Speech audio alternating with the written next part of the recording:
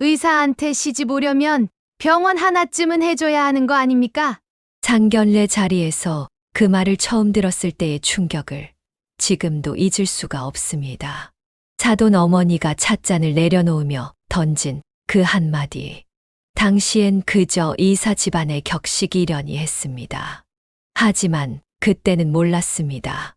그 말이 누구의 입을 빌린 것인지, 그리고 그것이 우리 가족을 나락으로 떨어뜨릴 시작이 될 줄은. 먼저 구독과 좋아요로 마음을 남겨주시면 다음 이야기를 누구보다 먼저 만나보실 수 있습니다. 평생 흙을 만지며 살아온 내 손은 거칠고 투박했습니다. 그런 손으로 농사지어 번 돈으로 딸아이 하나 대학까지 보냈고, 그 아이가 서울 큰 병원에서 의사를 만났다는 소식을 들었을 때 가슴이 터질 것만 같았지요. 딸아이는 전화기 너머로 수줍게 말했습니다. 엄마, 그 사람 진짜 괜찮은 사람이야. 부모님도 의사시래. 의사 집안이라는 그 말만으로도 내 평생의 고생이 보상받는 기분이었고, 가슴 한편이 뿌듯하게 부풀어 올랐습니다. 상견례 날짜가 잡혔습니다. 서울 강남의 어느 호텔 레스토랑이라 했고, 나는 장롱 깊숙이 넣어둔 한복을 꺼내 입고 버스를 2번이나 갈아타며 서울로 향했습니다. 창밖으로 스쳐 지나가는 빌딩들을 보니 가슴이 두근거렸지요. 우리 딸이 이제 저런 세계 사람이 되는구나. 호텔 로비에 들어서자 딸아이가 환하게 웃으며 달려왔고, 옆에는 단정한 정장 차림의 젊은 남자가 서 있었는데, 그가 바로 사위가 될 김도현이었습니다. 인사를 받는 그의 얼굴은 부드러웠고, 악수하는 손길은 따뜻했으며, 목소리는 공손했습니다. 어머님, 뵙게 되어 영광입니다. 저희 부모님도 곧 오실 겁니다. 잠시 후 중년의 부부가 걸어 들어왔는데, 남자는 회색 양복에 금태 안경을 쓰고 있었고, 여자는 진주 목걸이를 한 우아한 차림이었으며, 그들이 풍기는 분위기는 도시 사람 특유의 세련됨이었습니다. 사돈들 부부는 정중하게 인사를 건넸고, 나는 어색하게 허리를 숙이며 말했습니다. 처음 뵙겠습니다. 시골에서 농사만 짓고 살아서 이런 자리가 익숙지 않네요. 사돈댁 남자가 온화하게 웃으며 말했습니다. 아닙니다, 어르신. 오히려 저희가 감사하죠. 이렇게 훌륭하게 딸을 키워주셔서요. 식사가 시작되고 대화는 자연스럽게 이어졌으며, 날씨 이야기에서 농사 이야기로, 또 아이들의 첫 만남 이야기로 넘어갔습니다. 분위기는 화기애애했고 나는 점점 긴장이 풀렸지요. 이런 자리가 익숙하지 않았지만 사돈댁 사람들이 편하게 대해주니 마음이 놓였습니다. 그런데 디저트가 나올 무렵 사돈댁 남자의 말투가 조금씩 달라지기 시작했는데, 처음에 부드러움이 사라지고 어딘가 계산적인 느낌이 들었습니다. 사실 요즘 의료계가 참 어렵습니다. 개업 경쟁도 치열하고 자리 잡기가 보통 일이 아니에요. 나는 고개를 끄덕이며 들었고, 그러자 그가 찻잔을 내려놓으며 조심스럽게 말을 이었습니다. 그래서 말인데요, 사돈어른. 저희 아들이 병원을 개업하려면 초기 자금이 필요합니다. 요즘엔 혼수로 병원 하나쯤은 마련해 주는 게 일반적이거든요. 순간 숨이 멎는 것 같았고, 혼수로 병원이라는 말에 손에 쥔 포크를 떨어뜨릴 뻔했습니다. 병원이요? 그게 얼마나 드는데요? 사돈댁 여자가 부드럽게 웃으며 끼어들었는데, 그 웃음이 마치 연습한 것처럼 완벽했습니다. 물론 큰 병원은 아니에요. 작은 동네 의원 정도면 충분하죠. 요즘 시세가 어떤지 아세요? 강남권 기준으로 최소한 10억은 있어야 제대로 된 병원을 열 수 있어요. 10억. 그 숫자가 귓가를 때렸고, 평생 모아온 돈을 100번 다 털어도 되지 않을 금액이었으며, 순간 현기증이 일었습니다. 나는 딸아이를 바라봤는데, 딸은 눈을 내리깐 채 입술을 깨물고 있었고, 손은 테이블 위에서 떨리고 있었습니다. 사위가 될 김도현이 조용히 말했습니다. 어머님, 이건 제 인생의 시작입니다. 병원이 있으면 저희 부부가 안정적으로 살 수 있잖아요. 따님도 편하게 사실 수 있고요. 그의 목소리는 차분했지만 어딘가 단호했습니다. 마치 이미 정해진 각본을 읽는 것처럼. 딸아이가 작게 입을 열었습니다. 그런데 그게 저희 형편으로는 말끝을 흐리는 딸의 목소리에는 미안함과 절망이 뒤섞여 있었습니다. 사돈댁 남자가 웃으며 말했지요. 물론 부담스러우시겠지만 요즘엔 다들 이렇게 합니다. 저희도 아들 장래를 위해서 말씀드리는 거예요. 나는 딸아이를 다시 봤습니다. 딸은 여전히 고개를 숙인 채였고 그 모습이 애처로워 보였습니다. 두 손으로 냅킨을 꼭 쥐고 있는 모습이 어린 시절 혼날까봐 무서워하던 그 아이 그대로였습니다. 내 가슴이 무너져 내렸습니다. 하지만 동시에 결심이 섰습니다. 내가 어떻게든 해야 한다고. 알겠습니다. 내 목소리가 조용히 식당에 울렸습니다. 제가 가진 건 많지 않지만 딸아이를 위해서라면 준비해 보겠습니다. 시간을 좀 주십시오. 그 말이 떨어지자 사돈댁 부부의 얼굴에 환한 미소가 번졌고 김도현도 고개를 숙이며 감사 인사를 했습니다. 어머님, 정말 감사합니다. 평생 은혜 잊지 않겠습니다. 하지만 딸아이의 표정은 달랐습니다. 고개를 번쩍 들더니 내게로 시선을 돌렸고 그 눈빛에는 놀라움과 안타까움 그리고 깊은 죄책감이 담겨 있었습니다. 식사가 끝나고 호텔을 나섰습니다. 사돈댁 부부와 사위는 주차장 쪽으로 향했고 딸아이는 나를 따라 버스 정류장까지 걸어왔습니다. 한동안 아무 말도 없었습니다. 가로등 불빛 아래 딸의 그림자가 길게 늘어져 있었지요. 엄마, 딸이 먼저 입을 열었습니다. 목소리가 떨렸습니다. 미안해.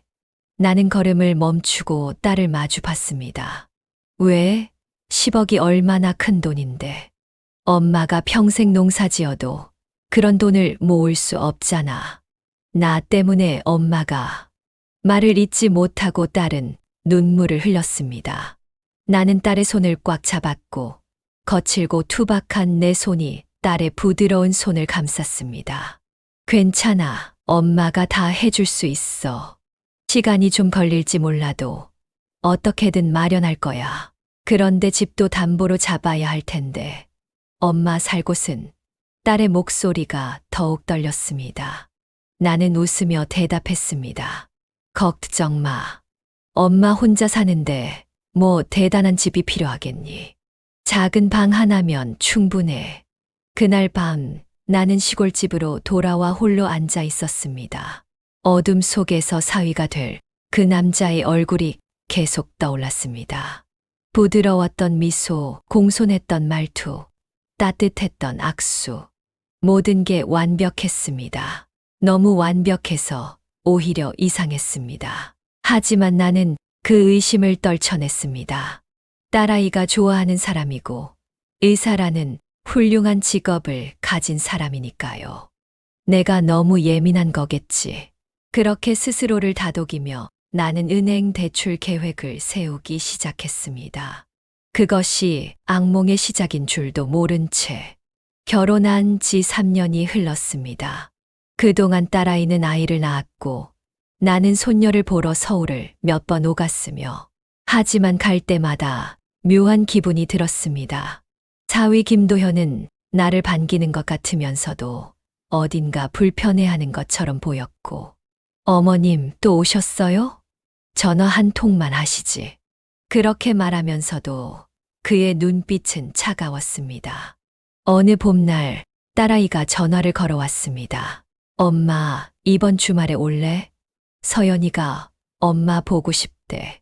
손녀 서연이는 이제 두 돌이 막 지난 아이였는데 통통한 볼에 까만 눈망울을 가진 그 아이가 나를 볼 때마다 할매하고 뛰어오던 모습이 떠올랐고 그 목소리를 듣는 것만으로도 내 마음은 녹아내렸습니다. 토요일 아침 일찍 나는 시장에서 과일과 반찬거리를 사서 서울행 버스에 올랐고 버스 안에서 손녀 얼굴을 떠올리며 웃음이 났습니다. 딸네 아파트에 도착해 초인종을 눌렀고 문이 열리자 딸아이가 반갑게 맞이했습니다. 엄마, 어서 와. 서연아, 할머니 오셨어. 뒤에서 아장아장 걸어 나온 손녀가 내 다리를 붙잡았고 할매 하는 목소리에 나는 무릎을 꿇고 손녀를 꼭 껴안았습니다. 거실로 들어서자 사위가 소파에 앉아 핸드폰을 보고 있었는데 내가 들어온 걸 알면서도 고개를 들지 않았고 한참 후에야 건성으로 말했습니다. 오셨어요. 인사인지 확인인지 모를 말투였습니다. 나는 거실에 앉아 주변을 둘러봤는데 집안은 깔끔했지만 왠지 모르게 냉랭한 기운이 감돌았고 벽에 걸린 가족 사진도 결혼 초기에 찍은 것 그대로였습니다. 딸이 방에서 나와 내 옆에 앉았고 물었습니다. 엄마, 요즘 건강은 어때? 나는 딸의 얼굴을 찬찬히 살폈는데 얼굴은 수척해 보였고 눈가에 다크서클이 짙게 깔려 있었습니다. 차를 마시며 이야기를 나누는데 딸이 찻잔을 들어 올리는 순간 소매가 살짝 거쳤습니다. 그 순간 내 눈이 딸의 팔뚝에 고정되었습니다. 파랗게 멍이 들어 있었고 하나가 아니었으며 팔뚝 안쪽으로 손가락 자국처럼 보이는 멍이 여러 개 있었습니다. 이게 뭐야? 이 멍은 어떻게 난 거니? 딸은 황급히 팔을 빼며 소매를 내렸습니다. 아, 이거 서연이 놀아주다가 부딪힌 거야. 아이가 워낙 활발해서. 하지만 그 멍은 부딪혀서 생긴 게 아니었고 누군가 세게 움켜쥔 흔적이었으며 평생 살아오며 온갖 상처를 봐온 내가 모를 리 없었습니다. 오후가 되어 손녀가 잠에서 깼고 나는 손녀와 시간을 보내며 애써 불안을 떨쳐내려 했지만 딸의 팔에 난 멍이 자꾸만 떠올랐습니다. 저녁 무렵 사위가 갑자기 자리에서 일어나며 말했습니다. 나 잠깐 방에 들어갈게요. 중요한 전화 받아야 해서. 그리고는 안방으로 들어가 문을 닫았습니다. 잠시 후 안방에서 사위의 목소리가 들려왔는데 문이 완전히 닫히지 않았는지 소리가 거실까지 새어 나왔습니다. 그쪽 준비는 다 됐지. 이번엔 실수 없어야 해. 누군가와 통화하는 목소리였는데 낮고 조심스러웠지만 묘하게 긴장된 어조였습니다. 나는 손녀를 안고 있으면서도 귀를 기울였습니다. 돈은 걱정하지 마. 다음 주면 큰 건 하나 들어와. 그때 한 번에 처리하자고. 장모 쪽은 더 이상 건드릴 게 없어. 다 털렸으니까. 그 순간 온몸이 얼어붙었습니다. 장모라는 건 나를 말하는 거였고 다 털렸다는 건 무슨 뜻인지 순간 이해가 되지 않았습니다. 새 타겟 물색 중이야. 이번엔 더 큰 거 노려야지. 병원 하나로는 부족해. 전화는 곧 끊어졌고 방문이 열리는 소리가 들렸습니다. 나는 황급히 손녀를 보며 장난치는 척했고 사위가 거실로 나와 내 옆을 지나치며 냉장고로 향했습니다. 아무렇지 않은 표정이었고 마치 방금 전 그런 대화를 하지 않은 것처럼 태연했습니다. 나는 손이 떨렸고 손녀를 안고 있던 팔에 힘이 들어갔습니다. 딸이 부엌에서 나오며 말했습니다. 엄마, 저녁 차렸어. 같이 먹자. 하지만 나는 밥이 목으로 넘어가지 않았고 머릿속이 복잡했으며 사위를 볼 때마다 두려움이 밀려왔습니다. 식사가 끝나고 나는 일찍 집으로 돌아가겠다고 했습니다. 사실은 더 이상 이 집에 있고 싶지 않았고 사위의 얼굴을 보는 것도 그 냉랭한 분위기를 견디는 것도 힘들었습니다. 현관문을 나서며 딸이 나를 배웅했습니다. 엄마, 조심히 가. 다음에 또 와. 나는 딸의 손을 꽉 잡았습니다. 얘야, 힘든 일 있으면 엄마한테 꼭 말해. 알았지? 딸은 잠시 망설이더니 고개를 끄덕였습니다. 버스 안에서 나는 창밖을 멍하니 바라봤습니다. 머릿속에선 사위의 목소리가 계속 맴돌았습니다. 장모 쪽은 더 이상 건드릴 게 없어. 다 털렸으니까. 그 말의 의미가 점점 명확해졌습니다. 그는 나를 이용한 거였고 병원 자금을 받아낸 것도 처음부터 계획된 일이었을지 모르며 그리고 이제는 다른 사람을 노리고 있다는 말이었습니다. 집에 도착해서도 잠을 이룰 수 없었습니다. 딸의 팔에 난 멍, 사위의 냉랭한 태도, 그리고 전화 통화 내용. 모든 게 퍼즐처럼 맞춰지기 시작했고 그 그림이 점점 선명해질수록 두려움이 커졌습니다. 그러던 어느 날 무릎 통증이 심해져서 동네 정형외과를 찾았습니다. 병원에 도착해 접수를 하고 대기실에 앉았는데 환자들이 꽤 많았고 한참을 기다려야 했습니다. 대기실 한쪽에서 간호사 2명이 낮은 목소리로 이야기를 나누고 있었습니다. 처음엔 신경 쓰지 않았는데 어느 순간 그들의 대화가 귀에 들어왔습니다. 요즘 의사들도 믿을 수가 없어. 뉴스 봤어. 가짜 의사가 몇 년씩 진료했대. 진짜. 그런 면허증은 어떻게 한 거야? 훔쳤거나 위조한 거지, 뭐. 무서운 세상이야. 한 간호사가 목소리를 더 낮추며 말했는데 그 말이 내 심장을 얼어붙게 만들었습니다. 근데 말이야, 우리 병원 근처에 새로 생긴 그 내과 있잖아. 거기 원장님도 좀 이상하대. 무슨 소리야? 전에 다른 병원에 있었던 사람이 그러는데 그 선생님 예전엔 이름이 달랐대. 김도현이 아니었다나 뭐라나. 그 순간 심장이 멎는 줄 알았습니다. 김도현, 내 사위의 이름이었고 손에 쥔 가방끈을 꽉 움켜쥐었으며 온몸이 굳어버렸습니다. 다른 간호사가 물었습니다. 그럼 가짜 의사란 소리야? 그건 모르겠고 그냥 이름을 바꿨다는 소리지. 근데 왜 이름을 바꿨겠어? 뭔가 숨길 게 있으니까 그러는 거 아니겠어. 진료를 마치고 나오는데 무릎 통증 따위는 이미 잊혀진 지 오래였고 머릿속은 온통 방금 들은 이야기로 가득했습니다. 약국에 들러 약을 받고 집으로 돌아가는 길. 골목길을 걷는데 길 건너편에서 익숙한 얼굴이 보였고 한참을 응시했습니다. 중년 여성이었는데 단정한 옷차림에 화장을 연하게 한 얼굴이었고 그때 기억이 번쩍 떠올랐습니다. 상견례 날 호텔 레스토랑에서 봤던 사돈 어머니였습니다. 나는 손을 흔들며 그쪽으로 다가갔습니다. 사돈 어른, 여기서 뵙네요. 그 여자는 내 목소리에 깜짝 놀란 듯 고개를 돌렸고 내 얼굴을 보자 순간 표정이 굳어졌으며 저기 뭔가 당황하는 기색이 역력했습니다. 주위를 두리번거리며 마치 도망치고 싶어 하는 것처럼 보였습니다. 나는 그 반응이 이상했지만 환하게 웃으며 다가갔습니다. 사돈 어른, 그동안 연락도 없으셔서 어떻게 지내시나 했어요. 여자는 입술을 깨물며 난처한 표정을 지었고 저 실은 하며 한참을 망설이더니 목소리를 낮춰 말했습니다.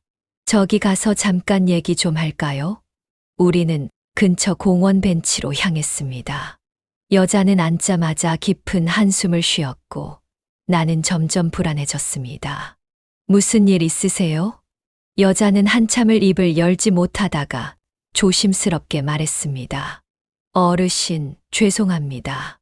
사실을 말씀드려야 할 것 같아서요. 무슨 사실요? 여자는 고개를 숙였고 떨리는 목소리로 말했습니다. 저, 그날 상견례요. 사실 저는 김도현 씨의 어머니가 아니에요. 그 말에 머리가 멍해졌습니다. 네, 무슨 말씀이세요? 여자는 떨리는 목소리로 계속 말했는데 그 내용이 믿기지 않았습니다. 저는 대행 아르바이트를 했어요. 그날 하루만 용돈 준다고 해서 부모 역할을 연기한 거예요. 온몸이 얼어붙었고 귀를 의심했습니다. 대행 아르바이트요. 그럼 그날 상견례에 있었던 여자는 고개를 끄덕였습니다. 저랑 같이 있던 남자분도 마찬가지예요. 다 같은 알바생이었어요. 김도현 씨가 돈을 주고 고용한 거예요. 진짜 부모님은 없어요. 세상이 무너지는 것 같았고 숨이 막혔으며 가슴이 조여왔습니다. 여자는 황급히 말을 이었습니다. 따님이 어떻게 되셨는진 모르겠어요. 하지만 김도현 씨는 이런 일을 여러 번 했대요. 저도 다른 알바생한테 들었어요. 여자들 속여서 돈 받아내는 게 목적이라고. 충격의 말을 잊지 못했습니다. 그동안의 모든 일들이 주마등처럼 스쳐 지나갔고 상견례 때 너무나 완벽했던 사돈 부부, 병원 자금을 요구했던 그 태연한 태도, 그리고 내가 평생 모은 돈을 털어준 그 순간이 떠올랐으며 모든 게 계획된 연극이었다는 것이 믿기지 않았습니다. 여자는 가방에서 명함을 꺼내 내 손에 쥐어주었습니다. 혹시 필요하시면 연락하세요. 제가 아는 선에서 도와드릴게요. 정말 죄송합니다. 그리고는 황급히 자리에서 일어나 떠났습니다. 나는 벤치에 혼자 남아 손에 쥔 명함을 멍하니 바라봤습니다. 한참을 그 자리에 앉아 있었습니다. 지나가는 사람들도 흐르는 시간도 느껴지지 않았고 그저 손에 쥔 명함만 멍하니 바라볼 뿐이었습니다. 해가 기울 무렵 나는 겨우 정신을 차렸고 집으로 돌아가는 발걸음이 천근만근이었습니다. 집에 도착해서도 아무것도 할 수 없었고 밥도 먹지 않았으며 잠도 오지 않았습니다. 그저 어둠 속에 앉아 멍하니 천장만 바라봤습니다. 머릿속은 온통 딸 생각뿐이었습니다. 딸의 파래난 멍, 딸의 불안한 눈빛, 딸의 수척한 얼굴이 떠올랐고 내 딸이 그놈한테 무슨 짓을 당하고 있는 거야 하는 생각에 가슴이 찢어지는 것 같았습니다. 밤새 고민했습니다. 새벽이 되어서야 나는 결심했습니다. 증거를 찾아야 해. 그 놈의 정체를 밝혀내야 해. 그래야 딸을 설득할 수 있을 것이고, 그래야 딸을 그 사기꾼에게서 구해낼 수 있을 것입니다. 그때는 알지 못했습니다. 사위의 진짜 얼굴이 그것뿐만이 아니었다는 걸. 그는 우리가 상상조차 못한 엄청난 비밀을 숨기고 있었습니다. 다음 날 아침 병원 대기실에서 들었던 간호사들의 대화가 떠올랐습니다. 환자 사고가 있었다고 했지. 그럼 그 병원 사람들은 뭔가 알고 있을 거야. 한 가닥 희망이 보였습니다. 사위가 일하는 병원, 거기서 일하는 사람들이라면 그의 정체에 대해 뭔가 알고 있을지도 몰랐습니다. 나는 다시 서울행 버스에 올랐고 이번엔 딸네 집이 아니라 사위의 병원으로 향했습니다. 병원 앞에 도착해 망설였습니다. 혹시 사위와 마주치면 어쩌나, 혹시 딸이 있으면 어쩌나 하는 두려움이 밀려왔습니다. 하지만 물러설 수 없었습니다. 나는 용기를 내어 병원 문을 열었고 접수대에 젊은 간호사가 앉아 있었으며 나는 환자인 척 물음 진료를 받고 싶다고 말했습니다. 대기실에 앉아 주변을 살폈는데 환자는 많지 않았고 간호사 몇 명이 바쁘게 움직이고 있었습니다. 복도 끝에서 하얀 가운을 입은 사위의 모습이 보였습니다. 진료를 마치고 나오는 길, 복도에서 한 간호사와 스쳤는데 그녀는 나를 힐끗 보더니 잠시 멈춰 섰습니다. 혹시 원장님 장모님이세요? 나는 깜짝 놀라 고개를 끄덕였습니다. 어떻게 아셨어요? 간호사는 주위를 살피며 낮은 목소리로 말했습니다. 사진으로 봤어요. 혹시 시간 되시면 밖에서 잠깐 얘기 좀 할 수 있을까요? 우리는 병원 뒤편 작은 카페로 향했습니다. 한적한 오후였고 손님은 우리뿐이었으며 간호사는 구석 자리로 안내했습니다. 그녀는 26, 7쯤 되어 보이는 젊은 여성이었는데 얼굴엔 피곤함이 역력했고 손을 꼭 쥐고 있는 모습이 긴장되어 보였습니다. 간호사는 커피잔을 두 손으로 감싸 쥐며 한참을 망설였고, 그리고는 깊게 숨을 들이쉬고 말했습니다. 어르신, 저 원장님 밑에서 일한 지 석 달 됐어요. 처음엔 그냥 평범한 병원인 줄 알았어요. 근데 일하면서 이상한 점들이 너무 많았어요. 처방이 이상하거나 환자 차트를 대충 작성하거나, 그리고 결정적으로 저는 원장님 의사 면허증을 본 적이 없어요. 심장이 철렁 내려앉았습니다. 벽에 걸린 건 있는데 이름이 이상해요. 김도현이 아니라 다른 이름이었어요. 제가 물어봤더니 원장님이 개명했다고 하시더라고요. 손이 떨렸고 간호사들이 했던 말이 사실이었다는 것을 깨달았습니다. 혹시 그 이름이 뭐였는지 간호사는 잠시 생각하더니 말했습니다. 김우진이었던 것 같아요. 간호사가 계속 말을 이었는데 그 내용은 더욱 충격적이었습니다. 그리고 더 이상한 건 예전에 이 병원 자리에 있던 다른 병원에서 의료사고가 있었대요. 환자가 오진으로 큰 병을 키웠다고. 제가 우연히 전에 여기서 일했던 분을 만났는데 그분 말로는 원장님이 전문의도 아니고 실력도 의심스러웠대요. 환자 진료보다는 돈 되는 시술만 권하고 가슴이 답답해졌고, 그런 사람이 내 사위라는 것이, 그런 사람에게 딸이 손녀가 맡겨져 있다는 것이 믿기지 않았습니다. 그런데 왜 지금 저한테 이 말을 하시는 거예요? 간호사는 눈물을 글썽이며 말했습니다. 어르신, 사모님 걱정돼서요. 병원에 가끔 오세요. 아기 안고. 근데 볼 때마다 얼굴이 안 좋으세요. 추척하시고 한 번은 팔에 멍이 있는 걸 봤어요. 간호사가 떨리는 목소리로 계속했는데 그 말들이 가슴을 찢어 놓았습니다.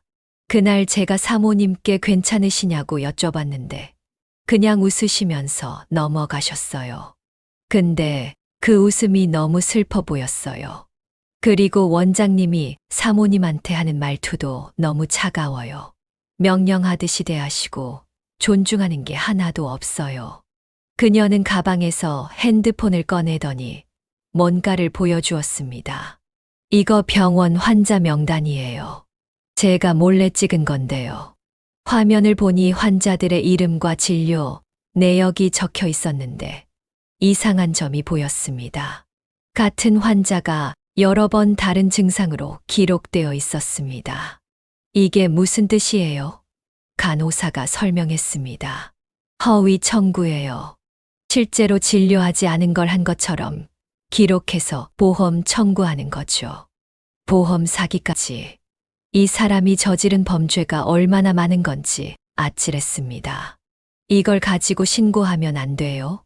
간호사는 고개를 저었습니다. 저 혼자선 힘들어요. 그리고 이걸 신고하면 병원이 문 닫을 텐데. 사모님이랑 아기는 어떻게 돼요? 원장님이 화풀이 할까봐 무서워요. 그 말에 정신이 번쩍 들었습니다.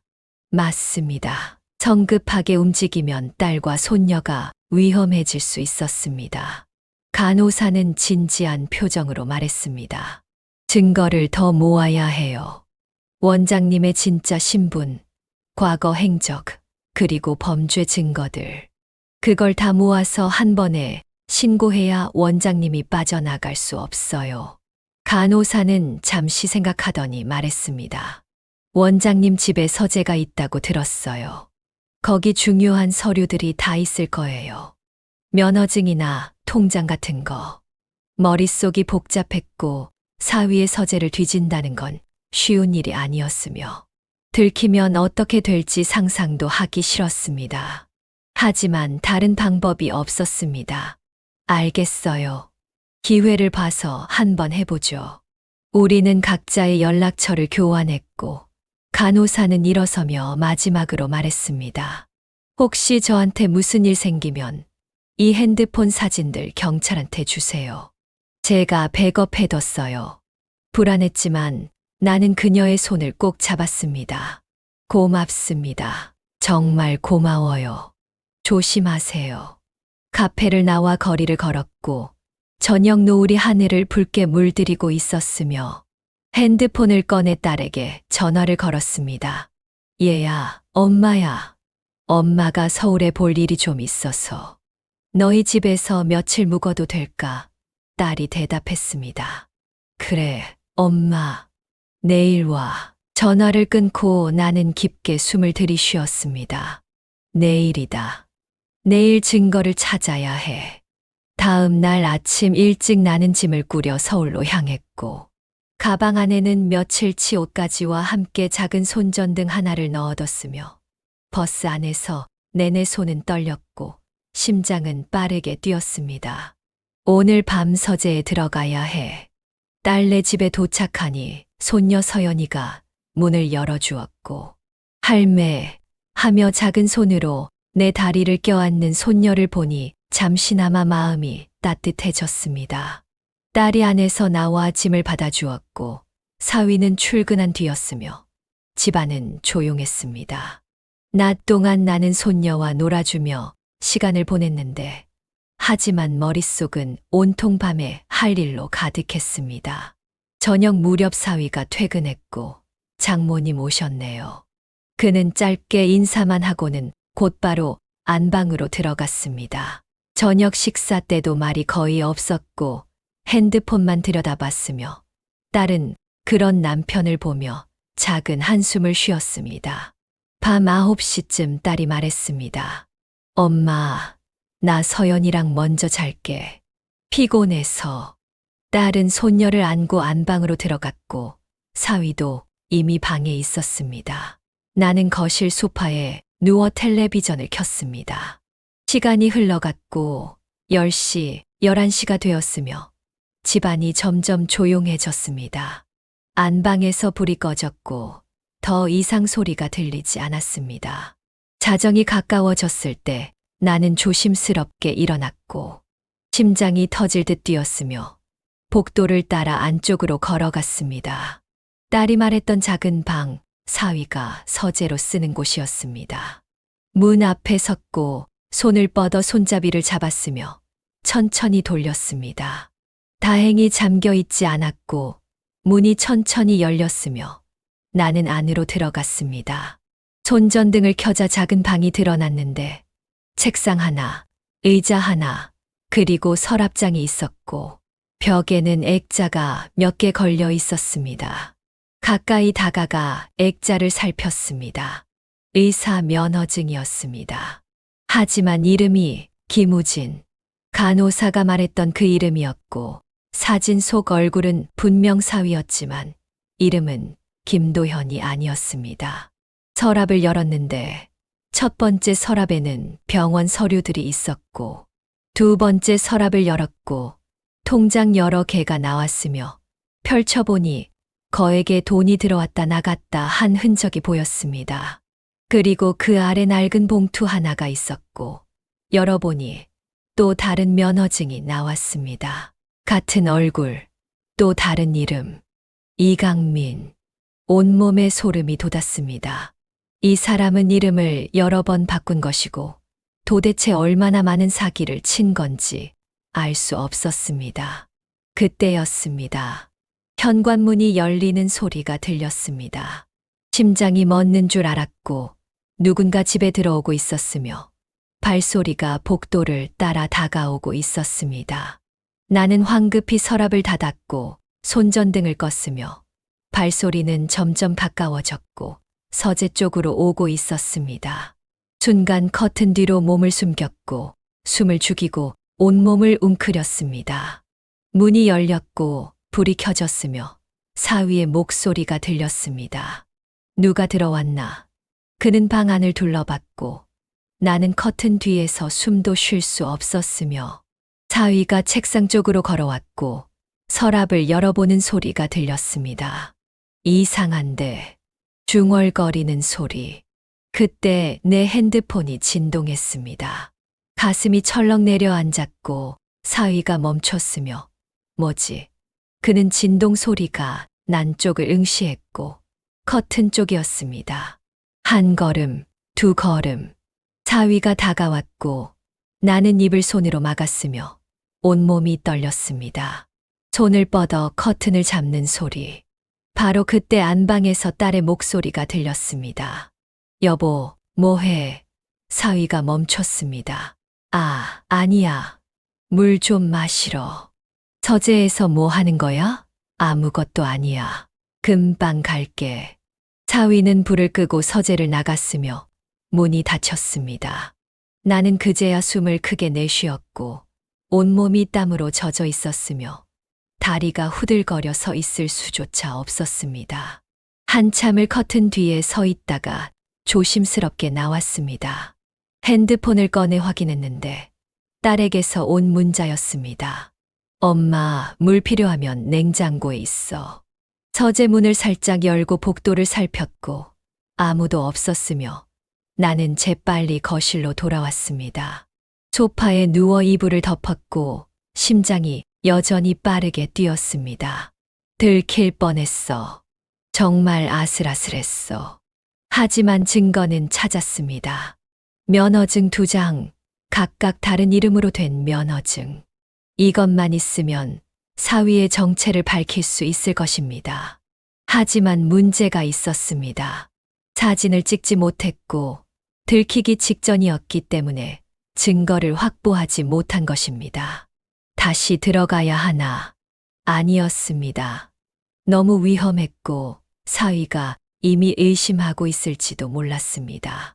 다른 방법을 찾아야 했습니다.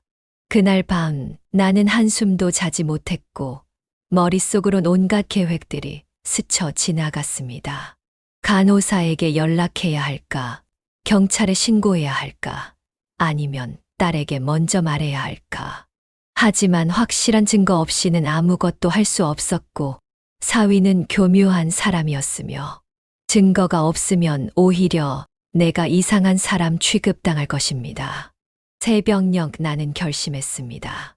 한 번만 더 기회를 봐야 해. 창밖으로 동이 텄고 길고 긴 밤이 지나갔으며 나는 소파에서 일어나 화장실로 향했습니다.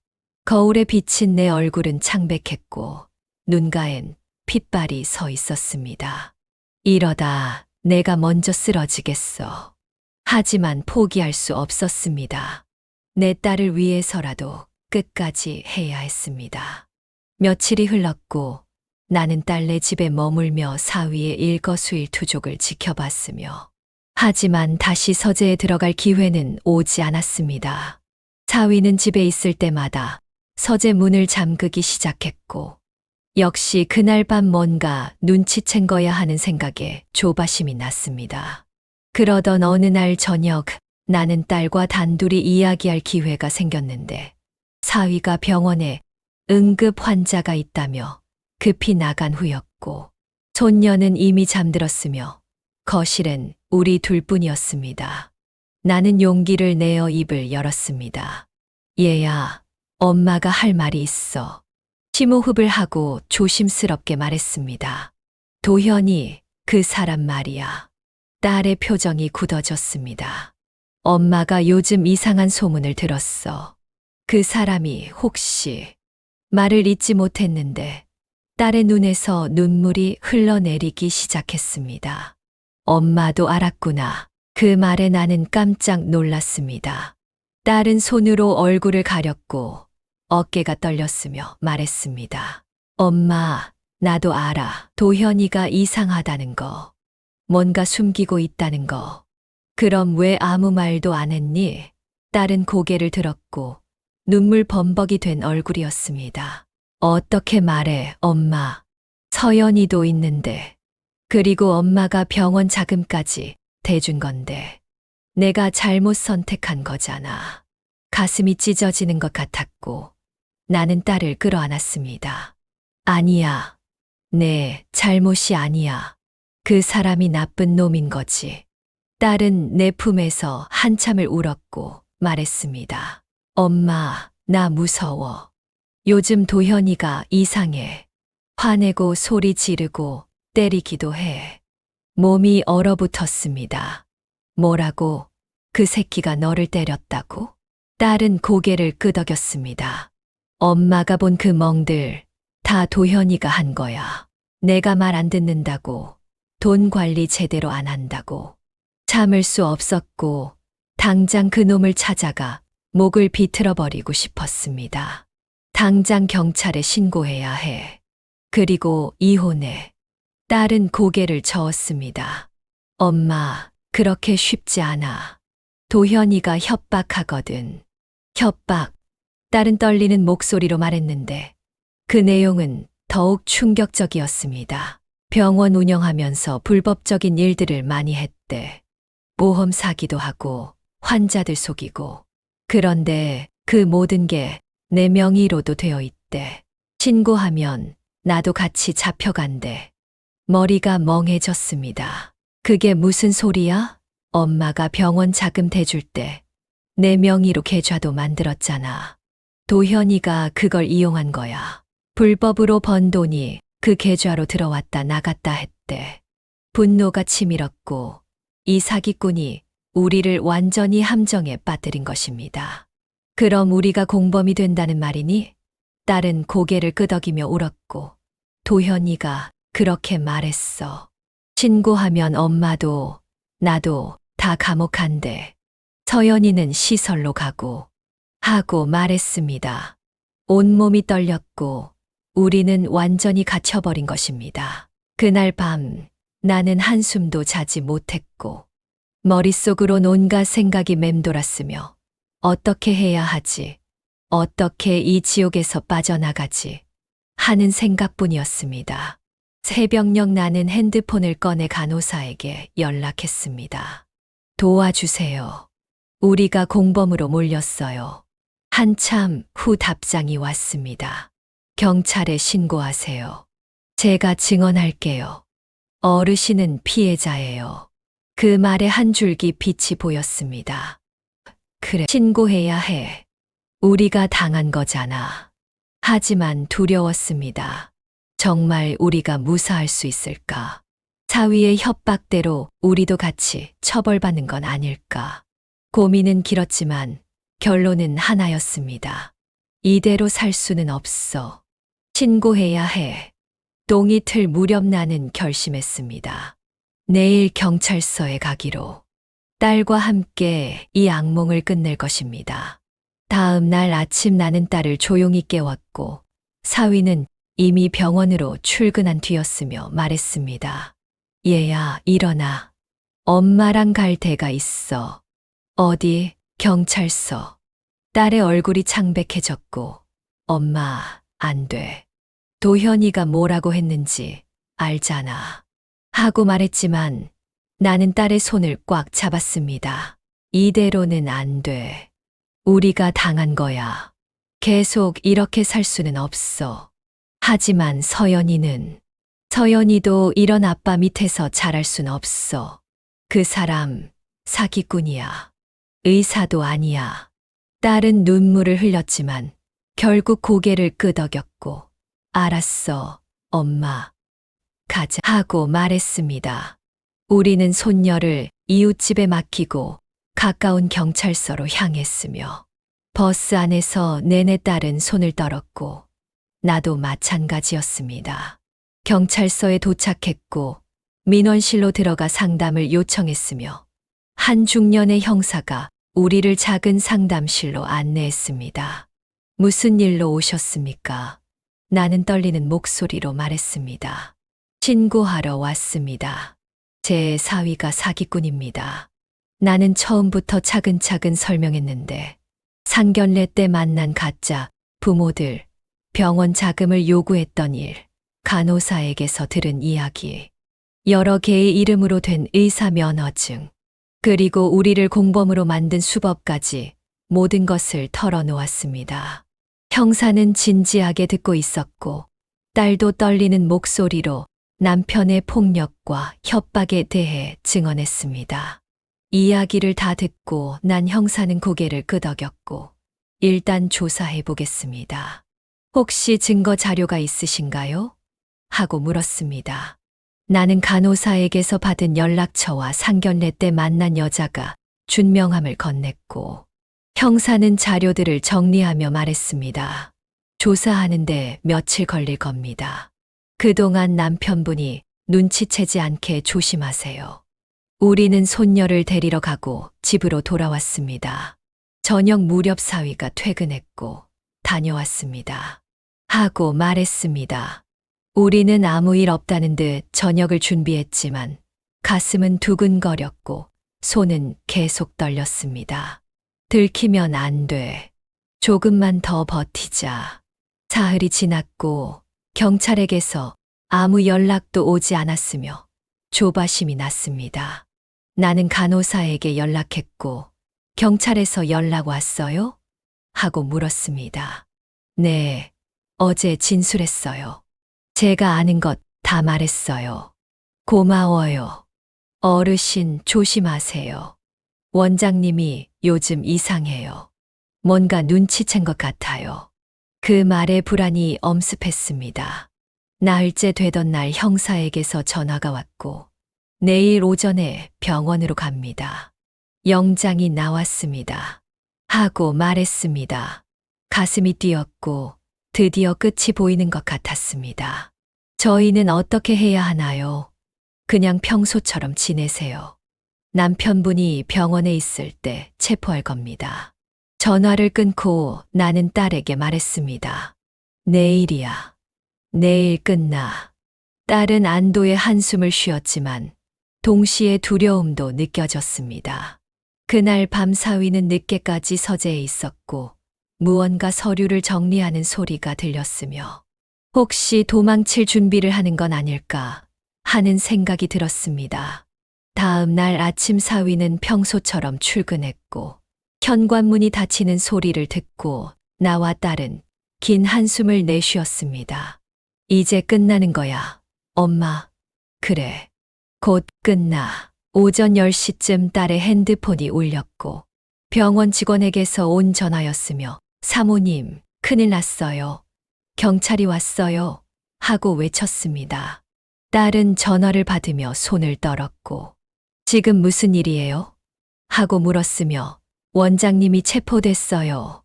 하는 답이 돌아왔습니다. 나와 딸은 서둘러 병원으로 향했고 택시를 타고 달려갔으며 병원 앞에는 경찰차가 서 있었고 환자들과 구경꾼들이 모여 있었습니다. 우리가 도착했을 때 사위는 수갑을 찬 채 경찰에게 끌려 나오고 있었고 이게 무슨 짓이에요? 나 아무 잘못 없어. 하고 소리를 질렀습니다. 형사가 차분하게 말했습니다.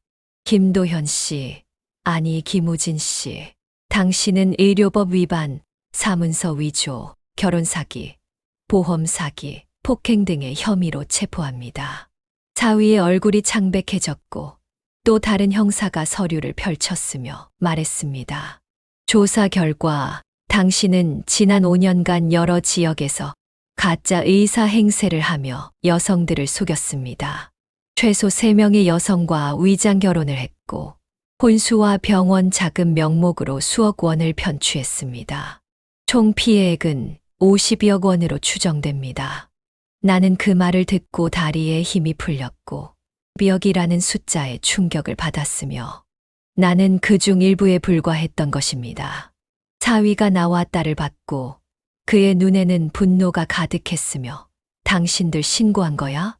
하고 외쳤습니다. 딸이 앞으로 나서며 소리쳤습니다. 당연하지. 당신이 우리한테 한 짓이 뭔데? 형사가 끼어들었습니다. 그리고 피해자 가족 명의로 계좌를 만들어 불법 자금을 세탁한 것도 확인됐습니다. 하지만 피해자들은 이에 대해 전혀 알지 못했고 강압에 의한 것으로 판단됩니다.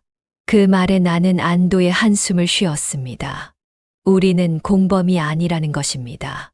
간호사가 병원 안에서 나왔고 그녀는 우리를 보며 고개를 끄덕였으며 그녀의 증언이 결정적이었을 것입니다. 경찰은 사위를 차에 태웠고 그때 바닥에 떨어진 하얀 가운이 보였습니다.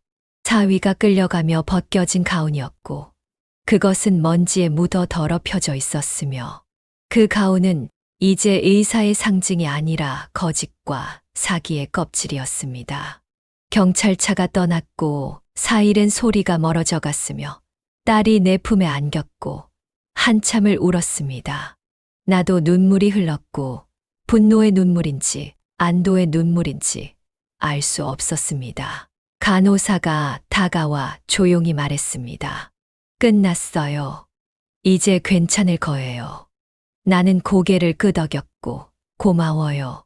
당신이 없었으면 하고 말했으며 간호사는 미소 지었습니다.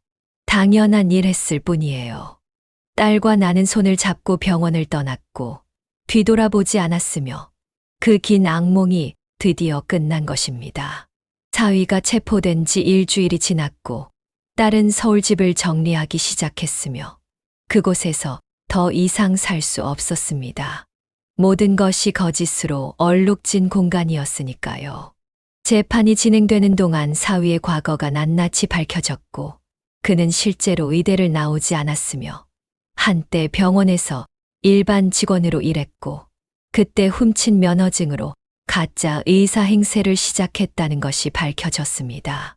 이름을 여러 번 바꿨고 김강민, 김우진, 김도현이라는 이름으로 지역을 옮겨 다니며 새로운 신분으로 여성들에게 접근했으며 피해자는 우리뿐이 아니었습니다.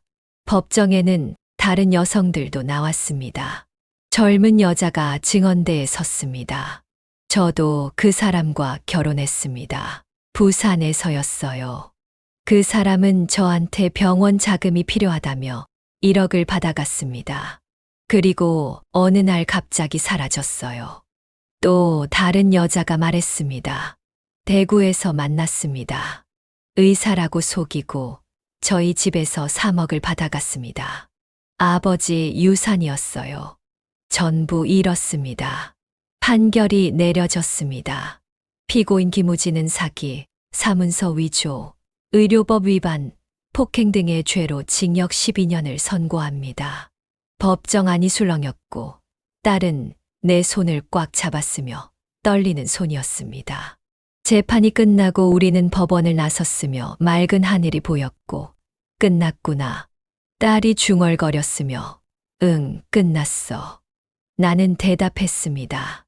한 달 후 우리는 시골집으로 돌아왔고 오랜만에 보는 시골 풍경은 평화로웠으며 산과 들 그리고 내가 평생 일군 작은 밭이 보였습니다. 손녀 서연이는 시골 공기를 마시며 좋아했고 할매, 여기 좋아 하며 마당을 뛰어다니는 손녀를 보며 나는 웃음이 났습니다. 딸은 빨래를 널며 말했습니다. 엄마, 나 이제 어떻게 살아야 해? 나는 딸의 옆에 섰습니다. 하루하루 살아가는 거지 뭐. 우리 서연이 잘 키우고 밭일도 하고. 그런데 사람들이 뭐라고 할까봐 무서워. 나는 딸의 손을 잡았습니다. 사람들이 뭐라든 우리가 잘못한 게 아니야. 우리는 피해자야. 당당하게 살면 돼. 딸은 눈물을 글썽이며 고개를 끄덕였고 엄마 고마워. 엄마 아니었으면 나 어떻게 됐을지 몰라. 하고 말했으며 엄마니까 당연한 거지. 나는 대답했습니다. 빨래줄에 걸린 옷들이 바람에 흔들렸고 그 중에 하얀 셔츠 하나가 보였습니다. 그 하얀 옷을 보며 나는 문득 생각했습니다. 사위가 입었던 하얀 가운을. 그 가운은 신뢰와 존경의 상징이었지만 그의 손에서 그것은 거짓을 덮는 천 조각에 불과했습니다. 이제 그 가운은 어디에 있을까?